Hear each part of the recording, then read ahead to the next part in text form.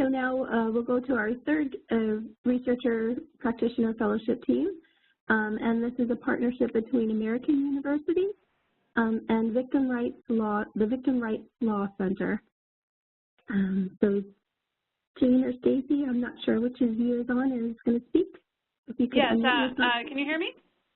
Yes, go ahead. Great. Great. So my name is Jane Palmer, and I'm with American University, and Stacy is also on this call. Could you forward the slide, please? Great. So I'm going to actually have Stacy introduce herself real quick and briefly talk about the organization before I go on to talk about our project. Great. Hi, my name is Stacy Malone. I'm the Executive Director of the Victim Rights Law Center, and the VRLC is the first nonprofit law center in the country to solely focus on the legal needs of sexual assault survivors, primarily in the civil legal context.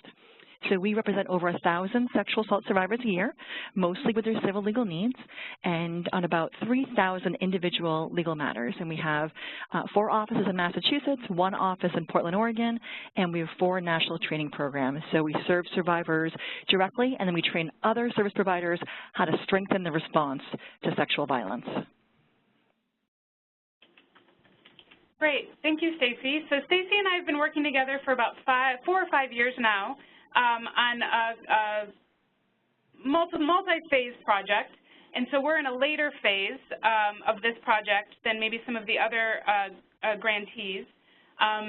We have a quantitative and a qualitative portion of this project. This grant primarily is funding the qualitative portion, which is involving a qualitative data analysis of 300 redacted victim case files.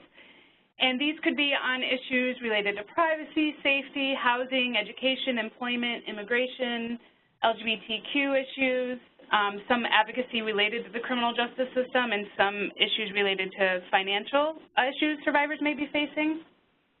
And this is paired with a quantitative phase of the project, which we started a couple years ago.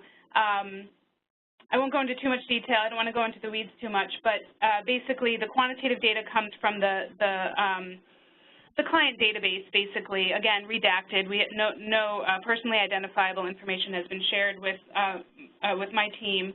And then the qualitative goes into a bit more detail of what the survivor faced and the process the case went through. There's very little research on this area of civil legal needs of survivors of sexual assault, and so we're really excited to be partnering on this project. If you could go forward, please. We are also doing the cross-learning. My graduate assistant and I were able to attend the National Sexual Violence Law Conference I guess it was a few weeks ago at this point, and we'll be going up to Boston at the end of this week to provide some training on research and evaluation for their team. And I'll just say that I'm really pleased with this cross-learning requirement because going to the conference really, we've done a lot of our own research on our end, but going to the conference and really sitting down and speaking with attorneys who are doing this work and hearing from the wonderful presenters at the conference really did help as we're doing this qualitative data analysis. Do I have another slide? I think I might. Great. And so the current status of the project. Thanks. I have a law student, a 2L law student, working on the project for the qualitative data analysis. She's finishing up just now, and then in the summer, a PhD student in justice law and criminology will be assisting with the qualitative data analysis, and I've had another graduate assistant who's a master in public policy student who's been working on the project. And so we're just in the depth of qualitative data analysis right now. Not too much to report except for that analysis is ongoing. And again, we're tying it to the quantitative phase that happened a couple years ago. So I hope that was helpful. I'm happy to answer any questions anyone may have.